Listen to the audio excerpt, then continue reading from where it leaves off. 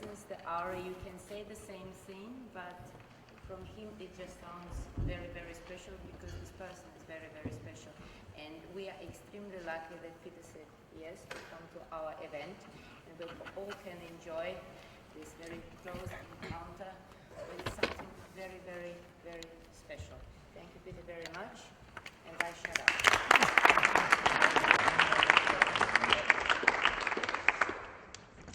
Yeah, it's the close encounters of the third kind. It's always new. Just a moment, I'm getting organized. Well, it's very nice to see you all. So, to come along after a very busy day and listen to me again. I'm pretty sure by the end of this evening you will have heard my voice enough to last you a very long time. But I'll try my best not to bore you too much. But one thing was quite interesting today. And it reminded me of a situation of a little island in Greece I go to for holiday. And it's a very interesting little island because it's so small, there are no roads and no cars. There are 4 tavernas and some places to rent a room. That's it. The whole place is about 1 kilometre long. And this year I went a few weeks ago, 3 weeks, like I did last year in July, and then again in September.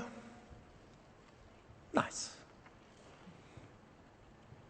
And then last year, at the end of October, November, the weather in England was so terrible.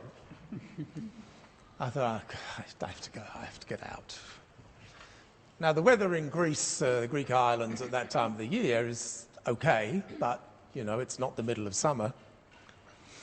Anyway, I went, and it was absolutely fabulous. The weather was fantastic. There was nobody there.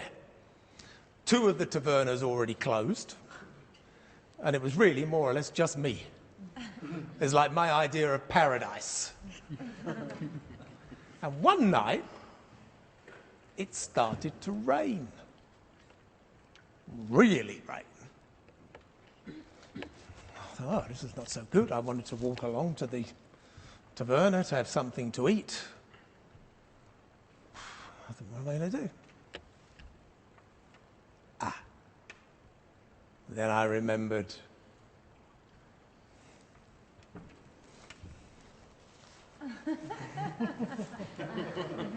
this never, ever leaves my hand luggage. And so as the rain came down, I had my umbrella. I don't open it because for some reason in England, if you open an umbrella indoors, it's bad luck. I don't know why. Yeah. And I arrived at the taverna. The people laughed so much that I think they're still laughing because they'd never, ever seen an umbrella in their life, practically. And this mad Englishman was coming along, and I said, yes, you see, there's one advantage of being English. You never travel without an umbrella. And tonight proved a point.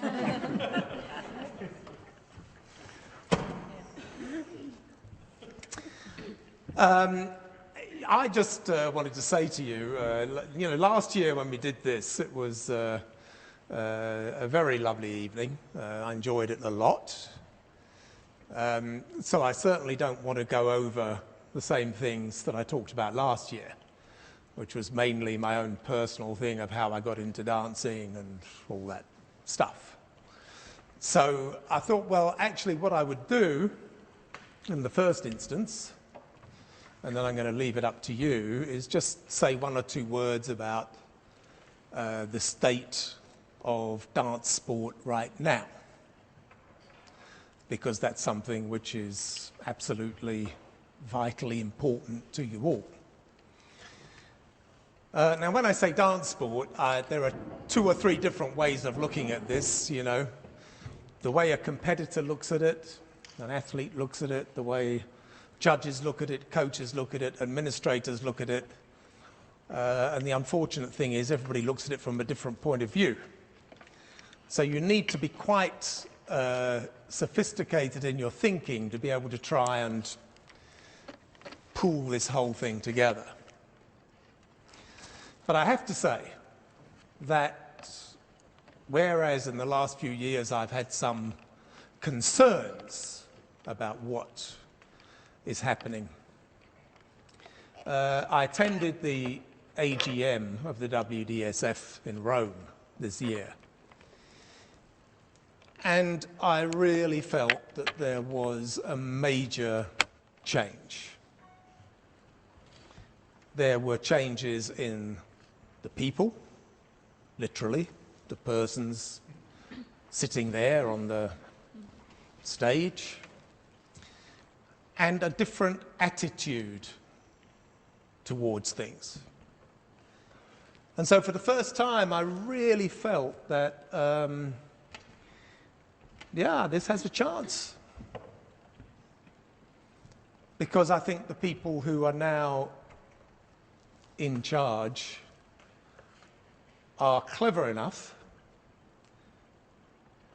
sincere enough, but also at the same time removed enough to make sensible decisions about how the future is going.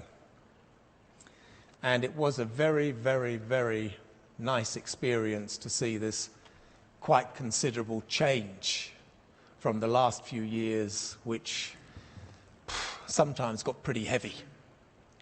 So I just wanted to communicate that to you, that I think that actually the situation with WDSF is getting much healthier. Lots to do. But I think you have a group of people there, and I'm not just making a WDSF advertisement. People who know me know that's not my style. In fact, in the past, it's been quite the opposite. So the thing is, there is a chance. And I know from the communications I have, because one of the positions I have is I'm a Dancesport advisor to the Monaco Dancesport Association. And Prince Albert, the sovereign, is the patron. And he has very close connections with the Olympic movement. And of course, many of the world's major sports are based in Monaco. And what I do know is that the idea that there is no chance of dance sport being in the Olympics is quite wrong. There were some particular assessments done in relation to Tokyo with the 6 sports that were finally chosen to be able to participate as exhibition sports, and dance sport was very, very close to being one of them. And that is a fantastic, amazing step forward. And Lucas Hinder, who I know quite well, is perfectly placed. He's already the treasurer of the World Games Federation. He knows more or less everybody in the Olympic Committee on first name terms. He's now employed a administrator to take care of all the business aspects, if you like. The day of the offices to Lausanne, you can be sure it's not going to happen. And I think that would be a really marvellous and tremendous thing. What I did say at the AGM was that you know you are getting close to your sell-by date. Means past, you know, old. When the president of the professional division and the president of the whole WDSF were all pupils of mine. So you can imagine how that makes me feel. And despite my teaching, they survived. And I think they're doing a pretty good job. As I said, there is a different feeling, a different atmosphere, and I'm looking forward to the next couple of years to see how those things move forward. So that was my, main introductory thing, and I just wanted to say that to you. And as those of you who know the format, the way this audience with works, it's basically somebody who's an actor or a comedian or something stands up, and then an audience of celebrities, some of them, here, you're all celebrities, asks questions. And it's your chance to ask any questions you want. And I will do my best to answer. Now, this is usually met with total and complete silence, in which case we are a little bit stuck.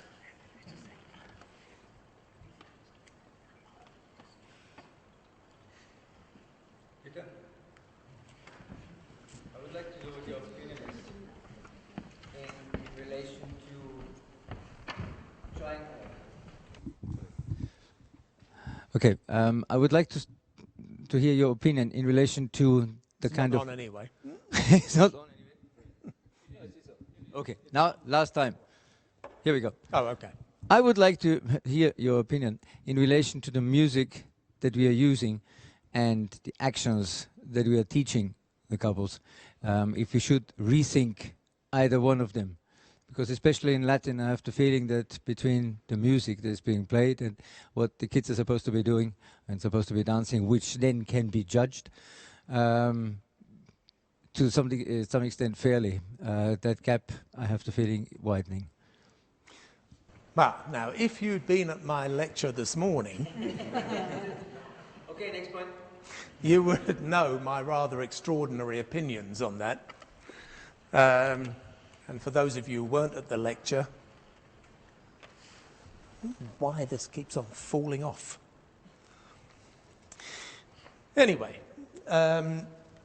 yeah, I have very, very strong opinions about this. I was quite surprised by one couple when I spoke to them and said, how's the music you dance to in competitions? They said, it's fabulous. And this took me a bit by surprise because in my experience over the last little while, especially in Latin competitions, the music is not that great. And interestingly enough, especially in the major competitions, where you may have live music played by exactly the sort of Western Latin sounds that I was referring to this morning, rather than authentic ones.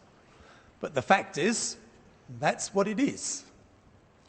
Now, if you can get every organizer to employ a fantastic, authentic Latin orchestra, then we'd have to rethink the technique. Because in fact, the technique has never been really geared towards authentic Latin. It is a creation for Westerners to be able to dance Latin. In fact, one of my colleagues, a woman I love dearly, who is very emotionally and genuinely attached to authenticism in Latin, said to me on one occasion, this is all rubbish, we'll never be able to dance like the Cubans. I said, well, why don't we just give up? If we're never going to be able to do it, what's the point? The point is, we're not Cuban. The point is, we're not trying to look like Cubans. We're trying to actually master a very, very complex, difficult, technical, mechanical exercise which requires a great deal of training. This is not social dancing. So we tend to get the music which sort of fits with that. The point I made this morning was that the benefit of knowing the value of authentic music is that you can then impose that on music which is bad. Then I went a bit further than that, but I won't go into it because it will upset people. So that's my feeling about it, is that, you know, the example I gave also was the World Championship in New York. Professional World Championship, Madison Square Gardens, Tito Puente, the best Latin band ever, playing. He starts playing and nobody starts dancing. Couldn't find the beat. Until the American couple started dancing, and then everybody else sort of tried to follow along. Oh, that's where one is, and that's where two is, so on and so forth. So I think there are pros and cons in relation to authenticity. I'm a very flexible mind about it. Next.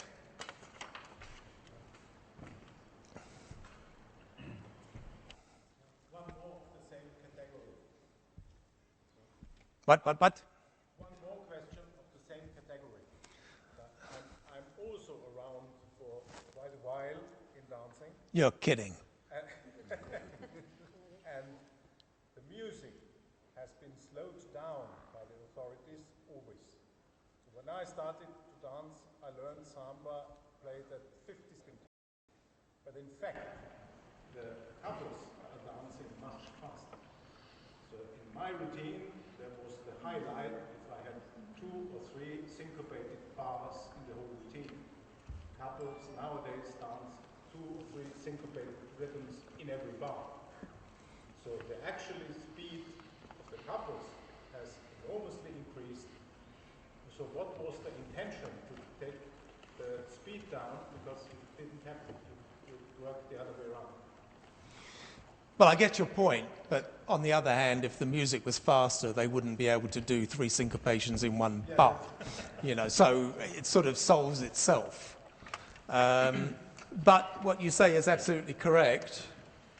And from my own dancing career, the tempos were very, very, very much faster.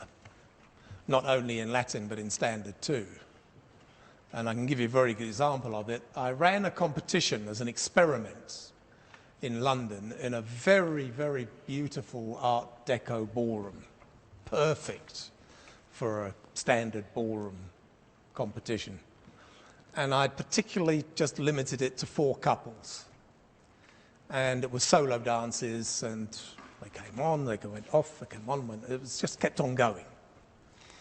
And it was people like Marcus and Karen Hilton, and Luca Baricchi and Lorraine, and a couple of others. And playing was a band called Victor Sylvester. Anybody ever heard of Victor Sylvester? Yes. Put your hand up if you've heard of Victor Sylvester. Yeah, okay. Well, he was the original strict tempo dance orchestra. There wasn't any such thing before that.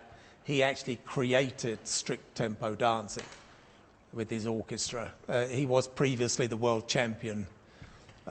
That's how popular he was. But it was strict tempo. And he was used to playing it at a certain tempo.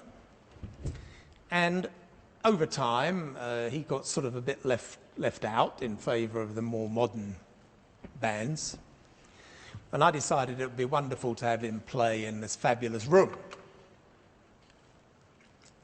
And it was by that time Victor Sylvester Jr.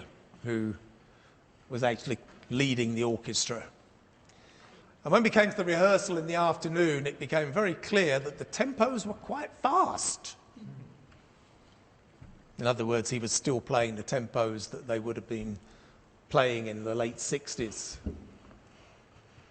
So I went into the dressing room and I said, now look, got the couples, and I said, here we are, 8 of you. I said, I've listened to the music and it's rather fast. Now, if any of you want to go and tell Victor Sylvester's orchestra they're playing the wrong tempo, Be my guest, because I sure as hell am not. I was not about to tell the man who invented strict tempo that he was doing it wrong. But there was this mania for quite a long time. Dear Bill Irvin, and in standard particularly, and Wally Laird in Latin were absolutely manic about slowing everything down. I have a feeling it's got quite a lot to do with age. As you get older, you think, oh God, that's a bit fast. The idea was that if it goes slower, you have to be a much better dancer. More control. Better in every respect. Well, there's a certain truth to that. It's very difficult to dance good quick. Very difficult. It's very easy to dance quick bad. It's also quite easy to dance slow bad, but that's, you know, you have a bit more of a chance slow, let's say. And the way I compare that is, this is again slightly, you know, left field, left field. If you ever listen to opera, anybody interested in opera? No, okay. Coloratura sopranos are those ladies who do all that, what they call that trilling. And there are many famous arias that those singers perform. And generally, when it gets to that type of activity, it's fast. And it's very interesting because the lovely thing about that is you hear the aria and you can compare maybe 10 sopranos singing it. Exactly the same thing. And it's very interesting because when it gets to a certain speed and you listen to them, you get the ones who go, and they sound drunk. Everything blends into one. There's no definition between the notes. And then you get others who do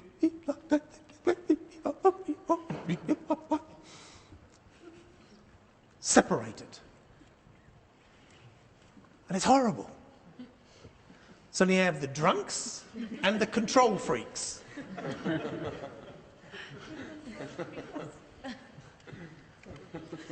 And in the middle, you have that small band of people who are able to delineate every single note at speed and combine it with lyrical beauty. And that is called good. And because there are so few who can do it, apparently it's rather difficult. And so I was never a great admirer of Bill's, you know, extended left toe on the second step of the three-step. I thought, oh, God, get on with it. Of course, doing it very slowly allowed him to do it with a cup and saucer on his head. You think I'm mad, don't you? No. Because that's how Bill used to demonstrate the foxtrot. He put a cup with a saucer on the top. Now, you try that fast and you're taking a big risk. But God bless him, he made his point. But I really think, you know, I just don't agree that dancing slow is more difficult than dancing fast. Dancing fast is extremely difficult to do right. So, that's my answer to that. Next. God, you're sitting there like you were stuffed. Oh, it's you. Yes. Given that you won everything so young as you went through your career, did you take your influence from other people inside of the industry, like inside of ballroom and Latin, or were your main influences outside of the industry?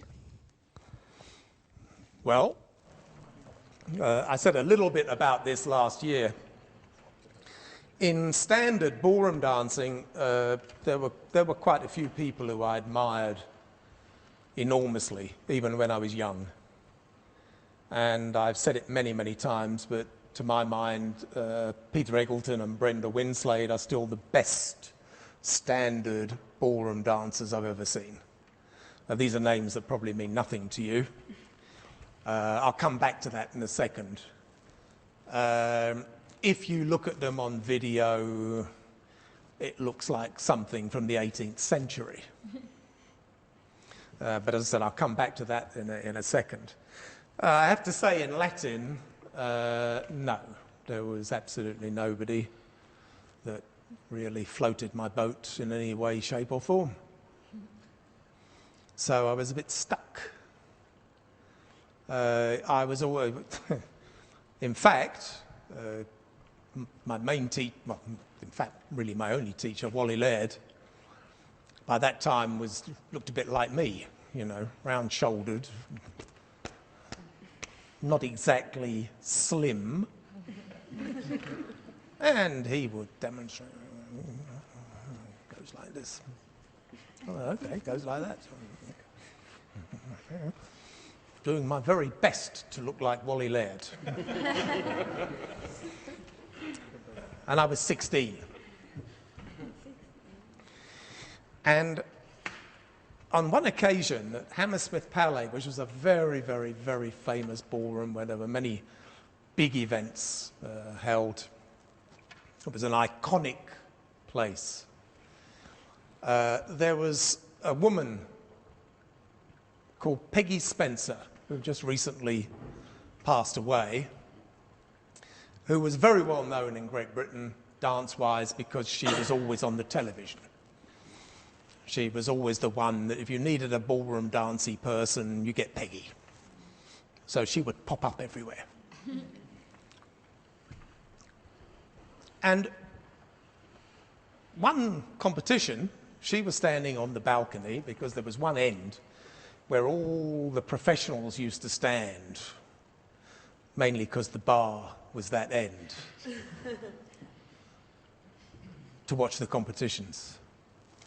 And she turned to who was my second father, Benny Tolmar, and she said, "You know, Benny, that boy is a very good dancer, but he looks a bit like a little old man." And Benny looked and he said, "You're right, he does." So, a week or so later, I saw Benny had a lesson. He said, "You know, you have to stand up, you know. Stand up, look good." That was his mantra, you know. I thought, oh, did, and he came down to the front of the stage, and then he went off to the left, and they took his robe off, and he sat down. And of course, this guy had had quite a lot of publicity. He was like the god had arrived. And I sat there and thought, well, yeah, show me. I've seen the best English dancers. And then suddenly this guy came out, first of all in his own costume, not in the production's costume, which was about as tight as you could possibly imagine a human being's costume could be. And he was not a small man in any way. And he entered, completely ignored the audience. By the time he got to the center of the stage, the train of his cloak was just finishing coming out of the wing. And he turned and he looked at the audience and he took this and he flipped it around, came down the steps and stood And already, the audience was going crazy. And then he went to the right, where they were going to take off this, and he was going to sit down. Well, they took this off. He did not sit down. The next poor bunch of ballerinas were doing some number coming up. He turned around, ignoring everything, and he just moved from side to side, flexing his buttocks. And I can tell you, male or female, there was nobody watching the dancers who were killing themselves. They were all watching him. And I thought, well, this is not bad. I thought, right, so, well, okay. So they said to me, stand up, look good. And I thought, well, I can do that. So I did. And immediately, of course, the criticism was, oh my God, this is not Latin American dancing. You always know you're getting somewhere in Latin American dancing when people say it's not it. Believe me. Oh, that's not Latin American dancing.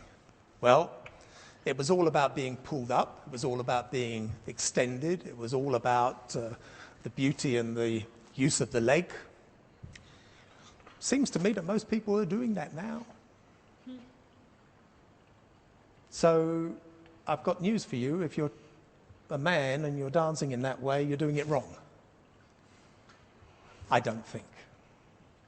And so it's just interesting that it takes a lot of guts, actually, to ignore that nonsense. And I think that if you can't find inspiration directly where you are, although nowadays I think you have much more chance, you don't know. You know, inspiration comes from anywhere. I was just lucky. So I think it was a combination. It wasn't one thing or the other. And you get your inspiration where you can. Clear? Next. You're very quiet. I can't believe it. God, I've never met such a bunch of quiet Italians in my life. What have you got to say? I would like to ask, because of course you are one of our main teacher and we speak a lot about innovation in the dance sport in general. What do you think about the couple nowadays? Are they changing their styling, they are trying to personalize, or they are just standing mostly everybody the same? What do you think about innovation now in the dance sport? Well, what I think about innovation is that, again, you have to have a lot of guts to innovate. It's not easy to be labeled as different. And so, of course, there's always this feeling of trying to conform, to look like what you think judges or the public want you to look like. And the one thing I learned was you can never, I say in English, second guess. Never try and guess what people want to see. Because you have no idea what they want to see. And in many cases, they have no idea what they want to see. They just want to see some people jumping around nice. Nothing complicated about it.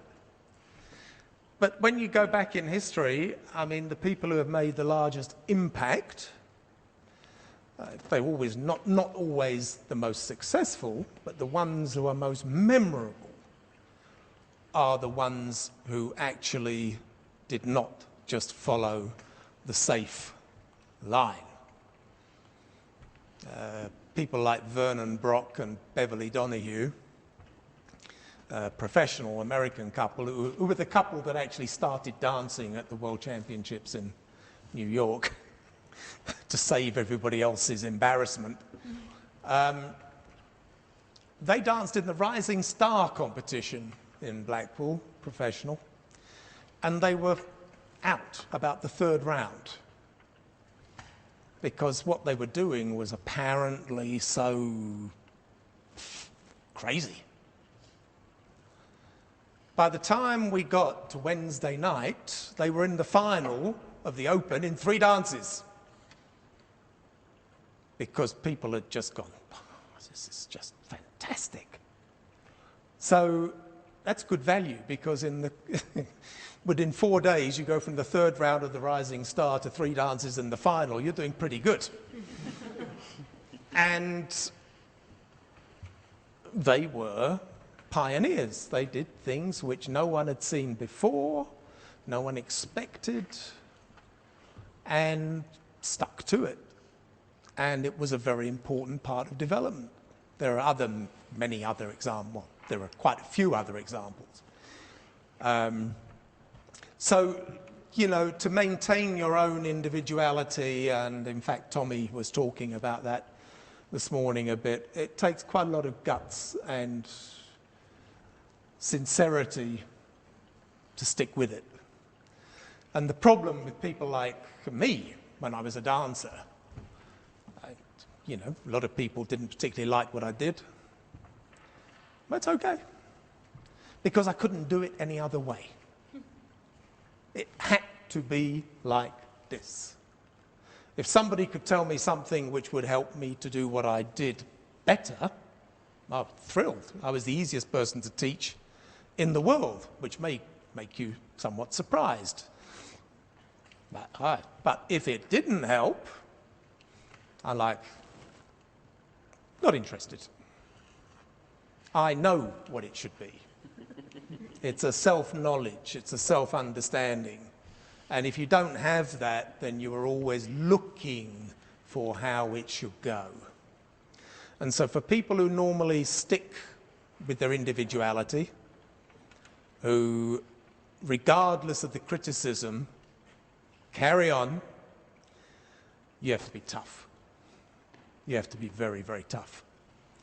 And that's not for everybody. But I think, you know, maybe we'll see a little more.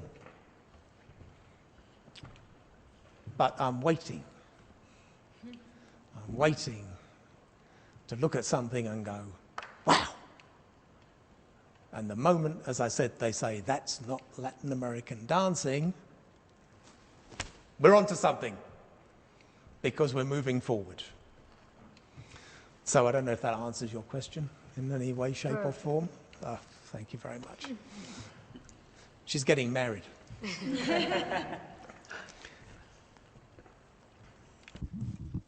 And what do you think it's the biggest change that you've seen, of course, since you are in the business? My body. No, I don't mean. I Generally. used to have hair. I used to have a 24-inch waist. Well, that's a very difficult thing for me to answer, Zaudi. I don't think that, you know, there are so many changes, and in honesty, if we just talk about dancing, most all of them are for the better. I've said that before, that, you know, the idea that it was all better in 1950 is absolutely ridiculous. There is nothing on the face of this earth which is operating like it was operating in 1950. Nothing. We could go back to the telephone where you have to dial up by winding, if you like. No, you'd rather keep your iPhones or your Samsungs. And that's the way things should be. We have to move forward. We have to develop. And the most interesting thing is to see what comes next. This in no way disrespects the past. People are confused by that sometimes. You always say you learn from history, but you do and you don't. You can quite often learn the mistakes you make from history. But it's useful to understand the way things evolve. And so now we're at a stage where the especially within the WDSF, that the attention is on much more physicality and much more on the athletic side of things, and I have no problem with it whatsoever. I think it's great. And other people would be happier to see something which is slightly more traditional. I'm okay with that too. But there are places you can go to do that. So if we choose to join the club, we, subscribe to what the club expects. And I think that today, the expertise of the dancers, the complexity of the work is really great. This stuff is very, very, very difficult. And to do it at a high level, you have to be good. So let's not speak ourselves down at any time, This is tough, difficult stuff. And I know that, in Italy there's been quite a lot of research, and suddenly a lot of academic people in the sports field suddenly were waking up and going, my goodness, this stuff is really difficult. By comparison, simple, straightforward athletics, as difficult as that is, doesn't have quite the same degree of problems attached to it. Because what we do in dance sport is like setting the thing up perfectly, and then you put every, the word in English is obstacle, every problem in the way to stop you from doing it. At least Usain Bolt doesn't have somebody running across the track in front of him. He just goes. And he can be sure that's it. You can have the most perfect, wonderful preparation in dance sport, and it's everybody else's job to make your life difficult. Because that's their job. Simple as that. And this is a very complicated physical, mental relationship. And only the tough survive is the real answer. Anything else? Oh God, it's my grandfather. I think this is cosmetic, is it, this microphone? It's for the camera. Peter, would you please give me your opinion on this our new judging system, the 2.1 system that we use in the WDSF? And do you think we can train people to judge? Can we take an independent person from any walk of life and train them to be a judge? What is your opinion? I think you absolutely can take somebody and train them to be a judge if you have a model to work from. If you don't have a model to work from, then you're in trouble. And I've used that example many times, that in gymnastics, for example, if you are doing the vault, you can look, if you are going to judge it, at the same move being done by all the best gymnasts since the move was created. So you can build a model. And then if you're reasonably intelligent and you understand it, you can say, okay, that's the way it should be. You can define it very, very clearly. And not only that, but the athlete has to tell you what he's going to do, or she's going to do. I'm going to do this, I'm going to jump up, turn around, go backwards, forwards, boom, and finish. So you don't have the chance to suddenly in the middle think, oh, well, I think I'll go right instead of left. No, you have to perform what you said. And that is judged against a model. So I think, as I said, any intelligent person who spends enough time studying the model could make a judgment. Why not? But here then we go into the problem. because in dance sport we have no model. Is that me? Oh, sorry about that.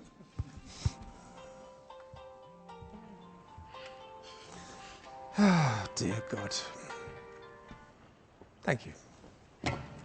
We have no model.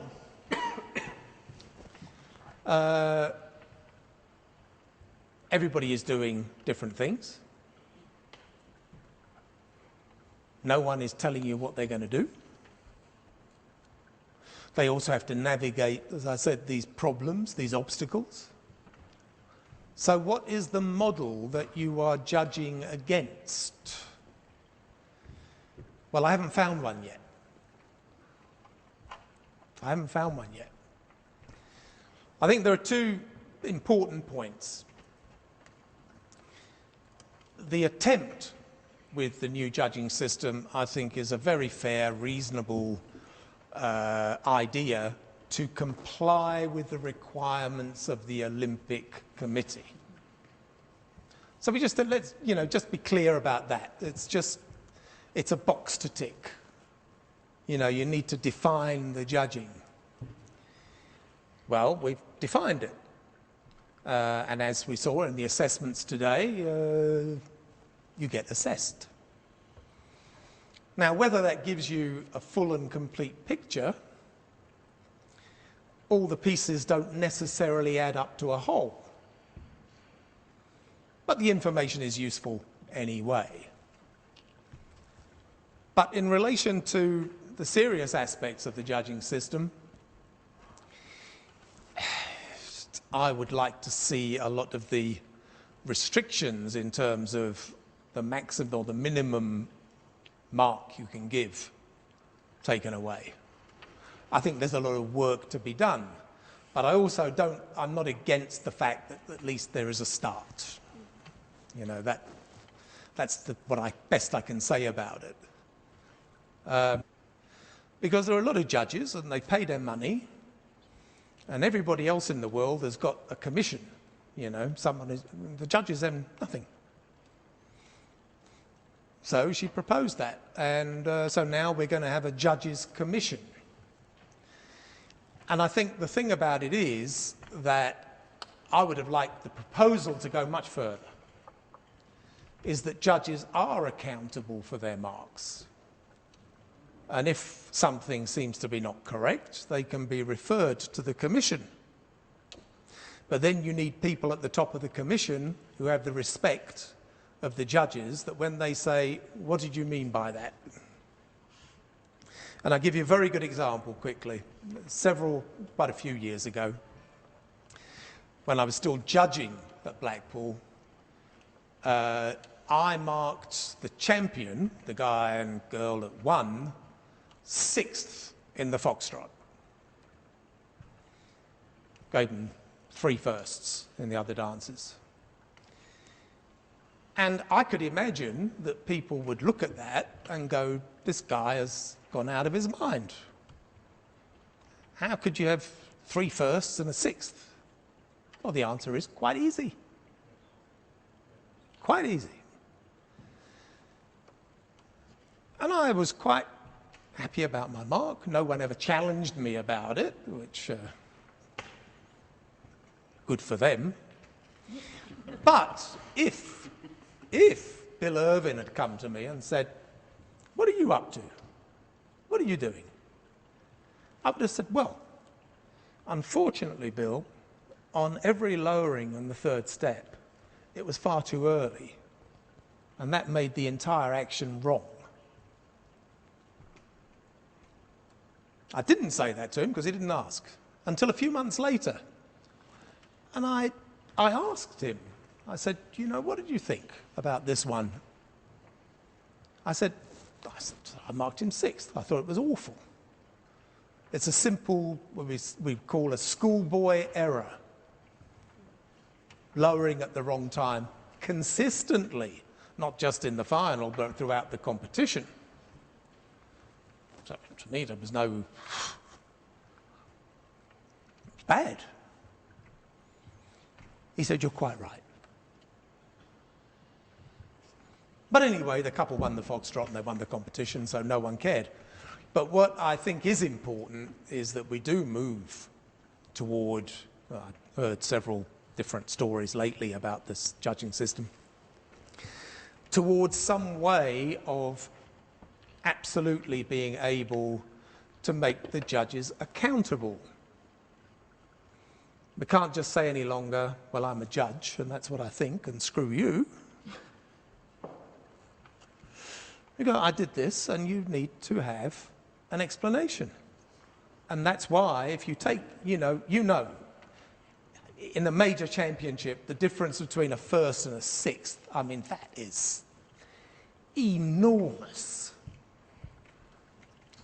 And the difference between 9.7 and 9.3 doesn't have any relationship to that.